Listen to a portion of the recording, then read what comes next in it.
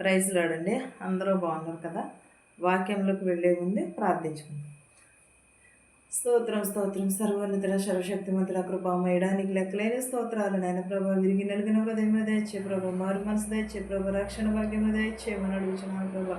ప్రతి ఒక్కరిని ప్రభ రక్షించమని అడుగుచున్నాను నాయన ప్రభా. మంచి నేలను పడిన విత్తనాలు ప్రభా ప్రకాశించడానికి సహాయం చేయమని అడుగుచున్నాను ప్రభా. మంచి నేలను పడిన వాని వాళ్ళ ప్రభా నేను ప్రభ ప్రతిఫలం ఇచ్చుటకు సహాయం చేయమని నా ప్రార్థనను అంగీకరించమని స్నామములు బ్రతిమాత వేడుకుంటున్నాను తండ్రి. ఆమేన్. మార్కు సువార్త 7వ అధ్యాయము 20 నుంచి 23 వచనాలు ఇలాగ వ్రాయబడి ఉన్నవండి. మనుషుని లోపల నుండి బయలు వెళ్ళినది మనుషుని అపవిత్రపరచును. మనుషుల లోపల నుండి ఏమి వెళ్ళుచున్నది? మనుషుల లోపల నుంచి ఏమి వెళ్ళుచున్నది? మనుషులలోని లోపల నుండి బయలు వెళ్ళినది మనుషుని అపవిత్రపరచును అని అన్నది. లోపల వెళ్ళుచున్నది ఏం చేయుచున్నది? అపవిత్రపరచుచున్నది. అంటే అపవిత్రం అంటే అది చెడనే కదా అర్థం అండి. లోపల నుండి అనగా మనుషుల హృదయంలో నుండి దురాలోచనలు, జారత్వములు, దొంగతనములు, నరహత్యలు, వ్యభిచారులను, లోభములను, చెడుతనములను, కృత్రిమమును, కామ వికారమును, మత్సరమును, దైవదోషణయు, అహంభావమును, అవివేకమును వచ్చును. ఈ చెడ్డవన్నీ కూడా లోపల నుండియే బయలు వెళ్ళి మనుషుని అపవిత్రపరచునని ఆయన చెప్పాను. ఏం చెప్పుచున్నాడు? లోపల నుండి అనగా మనుషుల హృదయంలో ఏమున్నాయి? దురాలోచనలు ఉన్నాయి. నేను ఎక్కడికి వెళ్ళినా సరే ఇదే చెప్తాను. దురాలోచన విడిచిపెట్టండి, చెడుతనమును విడిచిపెట్టండి, మంచిని చేర్చుకుంటాను అంటారు. మంచి హృదయమును కలిగి ఉండండి అంట, సహోదరుని ప్రేమ కలిగి ఉండండి అంట అని నేను ఎప్పుడూ కూడా చెప్తాను, ఎప్పుడూ కూడా అంటూ ఉంటాను. దురాలోచనలు విడిచిపెట్టమని ఎదుటి వారిని మంచి కోరుకోవాలి తప్ప కానీ మనము చెడుని ఏమాత్రమును కూడా కోరుకోకూడదు. ఈ రోజుల్లో మనుషుల నిండా ఏం నిండిపోయినది?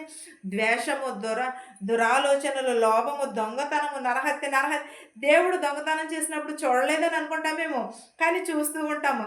చాలామంది కూడా దొంగతనాలు చేస్తూ ఉంటారు. చేసినప్పుడు దాని నుంచి ఏం చేస్తారంటే దొంగతనాలు చేయడం కోసము కొంత ప్రార్థనలు మానేస్తున్నారు ఈ రోజుల్లోని. చాలా విచిత్రం తెలుసండి. ప్రార్థనకు వెళితే ఆ టైంలో వెళ్ళి దొంగతనాలు చేయొచ్చని ఈరోజు ఇది ఇప్పుడంటే తగ్గినాయి కానీ దొంగతనాలు ఇది వరకు రోజుల్లో ఆదివారం చర్చికి వెళ్ళిన తర్వాత ఏం చేసేవారు? తాళాలు బద్దలు కొట్టేసి అందులో ఉన్న బంగారం కానీ డబ్బు కానీ దోచుకుని పోయేవారు దొంగలు. వచ్చి ఎవరో ఆనుపాను తెలిసిన వాళ్ళే కానీ తెలియని వాళ్ళు ఎవరూ రారు. ఎందుకంటే తెలియని వ్యక్తులు వచ్చారనుకో, అయ్యా నాకు వీళ్ళ గురించి ఏం తెలియదే, నేను తెలిస్తే దొరికిపోతానేమో అని భయం ఉంటుంది. తెలిసిన వాళ్ళు అనుకో, ఓహో ప్రార్థనకు వెళ్ళారు కదా, వెళ్ళి టయానికి దాకా రారు, ఇవాళ ఆదివారం కదా, ఇవాళ శనివారం కదా, ఈ టైం దాకా రారు అని వాళ్ళు ఏం చేసేవారు? ప్రార్థనకు వెళ్ళిన తర్వాత గుమ్మాలకు వెళ్ళి వారు అందులోకి ఇప్పటి రోజుల్లో ఏంటంటే ఎదురుకుండా తాళాలు తగిలించేస్తున్నారు.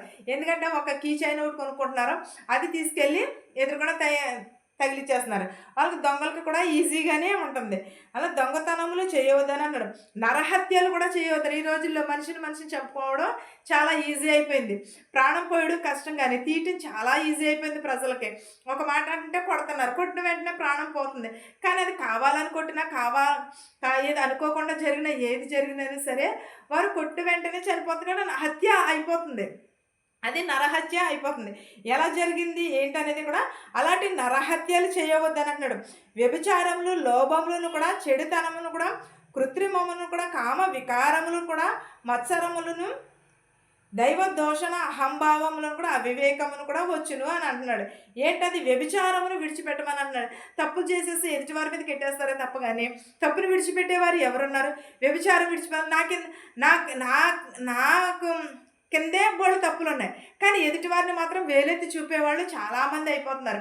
కానీ నీతిగా నిజాయితీగా బతికే వారికి ఎక్కువ నిందలు, అవమానాలే వస్తాయి. కానీ నిజంగా తప్పు చేసేవారిని ఎవరు కూడా ఏమీ అనరు. ఎందుకంటే తప్పు చేసింది అని అంటే ఊరుకుంటారా? ఊరుకోరు కదా. అలాగే వ్యభిచారమును విడిచిపెట్టమని అంటున్నాడు దేవుడు. నరహత్యలు చేయవద్దన్నాడు, దొంగతనములు చేయవద్దని అంటున్నాడు, లోభములకు దూరంగా ఉండమన్నాడు, చెడుతనమును విడిచిపెట్టమని అంటున్నాడు. చెడుతనము చాలా మనుషులలో ఇవే ఎక్కువ, ఈ రోజుల్లో ఇవే ఎక్కువ నడుస్తూ ఉన్నాయి. చెడుతనమే నడుస్తున్నది. చెడుని విడిచిపెట్టావు, చెడు అరే ఎవరినైనా సరే, "అమ్మ అది తప్పు చెయ్యకు" అని అన్నామనుకో, వాళ్ళు చెప్పిన వాళ్ళే చెడ్డవాళ్ళయిపోతున్నారు తప్ప గాని, విన్న చెప్పిన వాళ్ళే చెడ్డవాళ్ళు గాని, వాళ్ళకి అయ్యో! నాకెందుకని చెప్పారు ఈయన, లేతే ఈవిడ నాకెందుకని చెప్పింది, నా బాగు కోసమే చెప్పిందేమో, నా మంచి కోసమే చెప్పిందేమో, నా భవిష్యత్తు కోసం చెప్పిందేమో అని ఆలోచించేవాళ్ళు అంటున్నారా? వచ్చిందండి పెద్ద పెద్ద నీతులు చెప్పడానికి బయలుదేరిందండి అని అంటున్నారు తప్ప గాని, అయ్యో! చెడుని విడిచిపెట్టమని అంటున్నాడు కదా! దేవుడు కూడా చెప్పుచున్నాడు కదా! చెడుతనములు విడిచిపెట్టమని, కామ వికారములు విడిచిపెట్టమని, మత్సరములు విడిచిపెట్టమని, వివేకములు విడిచిపెట్టమని అన్నీ చెప్పుచున్నాడు దేవుడు. ఒక్కోటే కాదు కదా! దురాలోచన విడిచిపెట్టమని అంటున్నాడు. నరుని హృదయంలో అనేకమైన ఆలోచనలు పుట్టును. మనుషులను హృదయంలో నుండి కూడా అనేకమైన విడిచిపెట్టమని, జారత్వమును విడిచిపెట్టమని అంటున్నాడు మొదట. ఏటది? జారత్వమును విడిచిపెట్టమని అంటున్నాడు. తర్వాత దొంగతనమును విడిచిపెట్టమని అంటున్నాడు. నరహత్యను, వ్యభిచారములను కూడా విడిచిపెట్టమని అంటున్నాడు. లోభములు, చెడుతనములను కూడా, కామ వికారములను కూడా చెడుని విడిచిపెట్టను. మనం ఈ రోజుల్లో చెడుని విడిచిపెట్టమంటే ఎవరిని కూడా విడిచిపెట్టరు. ఎందుకంటే అలా విడిచిపెట్టమని చెప్పడంలో కూడా మనదే తప్పు అయిపోతుంది. మనం సహోదరులనే కాదు, మన బంధుమిత్రులనే కాదు, ఎవరైనా సరే, నువ్వు అది తప్పు చేస్తున్నావు, నువ్వు తప్పు చేస్తున్నావు కాబట్టి నువ్వు దాన్ని సర్దిద్దుగా అని చెప్తే వాళ్ళకి మనము మంచివాళ్ళం కాదు. అదే చెడుని ప్రోత్సహిస్తే చాలా ప్రేమగా చూస్తారు. చాలా భుజాలు రాసేసుకుంటారు. భుజాలు రాసేసుకుని నీ కౌగిలించేసుకుని ముద్దులు పెట్టేసుకుంటారు. ఎందుకంటే చెడుని ప్రోత్సహిస్తే అంత విధన్నది. కానీ చెడుని విడిచిపెట్టు. పరిశుద్ధ గ్రంథమును చేతబట్టుకో. దేవుడు రాబోచున్నాడు, త్వరగా వచ్చుచున్నాడు. మారు మనసు పొందని ఎవరైనా ఒప్పుకుంటారా? ఒప్పుకోరు. మత్సరమును విడిచిపెట్టమని అంటున్నాడు. అహంభావమును విడిచిపెట్టమన్నాడు. అహంభావము వెనక ఏమి నడిచిన? అహంభావం అంటే గర్వం వెనక ఏమి వచ్చిన? నాశనము వచ్చినని అంటున్నాడు. గర్వం వెంట నాశనములు వచ్చినని అంటున్నాడు. అహంభావము, దైవ దోషాన్ని చేయవద్దని అంటున్నాడు దేవుడు. ఈ చెడ్డవన్నీ లోపల నుండియే బయలు వెళ్ళి మనిషిని అపవిత్రపరచునని ఆయన చెప్పని. ఇవన్నీ కూడా లోపల నుండే వెళ్ళి అపవిత్రపరచును అని అంటున్నాడు. అవన్నీ విడిచిపెడితే నువ్వు చాలా తేటగా ఉంటావు, చాలా నువ్వు మనశ్శాంతిగా ఉంటావు, చాలా పరిశుద్ధతను కలిగి ఉంటావు. మన ప్రతిదిని కూడా మనం హృదయమును బట్టే దేవుడు తీర్పు తీరుస్తానన్నాడు. మన హృదయం ఎలా ఉన్నదని ఒక్కసారి ఆలోచించుకున్నామా? మన హృదయంలోని అనేకమైన ఆలోచన. చెడుని విడిచిపెట్టమని అంటున్నాడు దేవుడు. చెడుని విడిచిపెడితే మనం చాలా ప్రశాంతంగా ఉంటాం. వ్యభిచారం విడిచిపెడితే అది కూడా చాలా. ఒకవేళ తప్పు చేస్తున్నామని చెప్తే ఏమన్నా మంచిగా చెడంట ఊరంతా తిరిగి వచ్చేసరికంటే మంచి అక్కడే ఉండిపోతుంది. మంచి ఎవరికి వెళ్ళదు. మంచి ఎవరికి నచ్చదు కూడా. చెడే నచ్చుతుంది. చెడుని ప్రోత్సహించే వాళ్ళే ఎక్కువ ఈ రోజుల్లో కూడా. ప్రతి ఒక్కరును కూడా చెడునే ప్రోత్సహిస్తున్నారు. చెడునే వారు అలాంటి వాళ్ళు చెడుని ఎంకరేజ్ చేసే వాళ్ళకి చాలా ఇష్టం. కానీ ఇది తప్పు, నువ్వు తప్పు చేస్తున్నావు, నువ్వు సర్దిద్దుగా అని చెప్తే వాళ్ళు మంచివాళ్ళు కాదు. ఎప్పుడు నువ్వు కూడా మనమే చెడుని విడిచిపెట్ట సమయమును కొంచెముగానే ఉన్నది, సద్వినియోగం చేసుకోమని అన్నాడు. చెడుని విడిచిపెట్టమన్నాడు. దేవుని రాకడ సమీపంలో ఉన్నదే. దేవుడు మన కొరకు ఆయన మార్గమును సిద్ధపరచడానికి వెళ్ళి ఉన్నాడు. కానీ మనం ఇక్కడ నుంచి మనము చేసిన పనులను బట్టి దేవుడు అక్కడ తీర్పు తీరుస్తాడు. మనము ఆ తీర్పుని బట్టే మనం పరలోకంలోకి వెళ్తామా, నరకంలోకి వెళ్తామా అనేది దేవుడు చూసుకుంటాడు.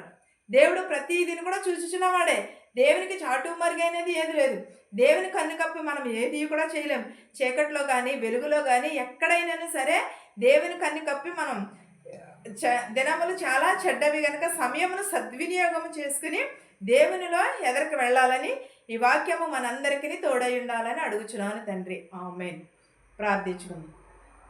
సర్వోన్నతుల సర్వశక్తిమంతుడ కృపామయుడ యాకోబు దేవ ఇస్సాకు దేవ నీకు వందనాలు, నీకు స్తోత్రాలు యేసయ్య. మమ్మల్ని కాచి కాపాడినందుకు నీకు స్తోత్రాలు, వందనాలు నాయన. నీ సన్నిధిలో నిలవబెట్టినందుకు నీకు స్తోత్రము, నీకు వందనాలు యేసయ్య. మా శత్రువులు మిత్రువులు దీవించినాను ప్రభా. ధనుకులనేమి భేదాలనేమి దీవించినాను ప్రభా. ప్రతి ఒక్కరి కుటుంబాలలో శాంతిని సమాధానమును దయచే ప్రభా. చెవిటివారిని, మగవారిని, గుడ్డివారిని ప్రతి ఒక్కరిని ప్రభు దీవించినాను ప్రభా. అంగవైకల్యం కలిగిన ప్రతి ఒక్క బిడ్డని స్వస్థపరచు నాయన ప్రభా. క్యాన్సర్తో బాధపడుచున్నారు ప్రభు, పక్షపాతంతో బాధపడుచున్నారు వారందరినీ స్వస్థపరచమని అడుగుచున్నాను నాయన ప్రభా. ప్రతి ఒక్కరికి వారు మనసు దయచే ప్రభు. నేను మాకు తెలిసిన వారి గారు మాకు తెలియని వారిని కూడా దీవించిన ఆయన ప్రభా. మా శత్రువులు మిత్రువులు దీవించిన ఆయన ప్రభా. ధనికులనేమి భేదాలనేమి దీవించిన ఆయన ప్రభా. ప్రతి ఒక్కరికి మారు మనసు దయచే ప్రభా. ప్రతి ఒక్కరికి రక్షణ భాగ్యం దయచేయమని అడుగుచున్నాను ప్రభా. ప్రతి ఒక్కరికి నాయన ప్రభు విరిగి నలిగిన హృదయమును దయచే ప్రభు. నాయన ప్రభు మా దేశాలని మా సంఘాలని దీవించి నాయన ప్రభు మారు మనసు దయచే ప్రభుకుంటూ నాయన ప్రభు ఎవరెవరైతే ఏ చేతి పనులైతే చేస్తున్నారో ప్రభు వారి చేతి పనులను దీవించి నాయన ప్రభు ఎవరెవరైతే ఏ వాహనంలో అయితే నడుపుచున్నారో ప్రభు వారి గృహాలకి సురక్షితంగా చేర్చి నాయన ప్రభు వారు చేయించిన పనులంతటిలోని ప్రభు ఆశీర్వదించి నాయన ప్రభు ఇతర దేశంలో చేసుకుంటున్న వారికి శక్తిని బలమును దయచే ప్రభు. పని లేని వారికి పని దయచేయమని అడుగుచున్నాను నాయన ప్రభు. నాయన పని కల్పించమని అడుగుచున్నాను నాయన ప్రభ. ప్రతి ఒక్కరికి మారు మనసు దయచేయమని అడుగుచున్నాను నాయన ప్రభ. విరిగి నలిగిన హృదయమును దయచేయమని అడుగుచున్నాను నాయన ప్రభ. ప్రతి ఒక్కరికి రక్షణ భాగ్యమును దయచేయమని అడుగుచున్నాను నాయన ప్రభ. నీకు స్తోత్రాలు, నీకు వందనాలు నాయన ప్రభ. నజరేయుడా నీకు లెక్కలేని స్తోత్రాలు చెల్లించుకునిచున్నాను నాయన ప్రభ. ప్రతి ఒక్కరికి నాయన ప్రభ రక్షణ భాగ్యమును దయచే ప్రభ. మా శత్రువులు మిత్రువులు దీవించి నాయన ప్రభ. మా తెలిసిన వారిని తెలియని వారు కూడా దీవించి నాయన ప్రభ. ఇంకను ఎవరినైతే మర్చిపోయి ఉంటే వారందరినీ దీవించి ఆశీర్వదించమని నా ప్రార్థనను నీ పాసని చేర్చుకోమని యేసునామంలో బ్రతిమాలు వేడుకునిచున్నాను తండ్రి. ఆమేన్. పరలోకమందున్న మా తండ్రి, నీ నామము పరిశుద్ధపరచబడును గాక, నీ రాజ్యం వచ్చును గాక, నీ చిత్తము పరలోకమందు భూవేంది నెరవేరినట్లును మనిదిన ఆహారం నేడు మాకు దయచేయము. మా ఎడల అపరాధములు చేసిన వారిని మా అపరాధములను క్షమించుము. దుష్టుల నుండి శోధన నుండి తప్పించుము. రాజ్యమును శక్తియు మహిమయు నిరంతరము నీవై ఉన్నావు మా తండ్రి. చూచిన వారికి వినిచిన వారికి ప్రభు వాక్యం పైనను ప్రభు నా కుటుంబం పైన ప్రభు సదాకాలముని కృపతోడై ఉండెను గాక. ఆమేన్. ఆమేన్. అందరికీ వందనాలు.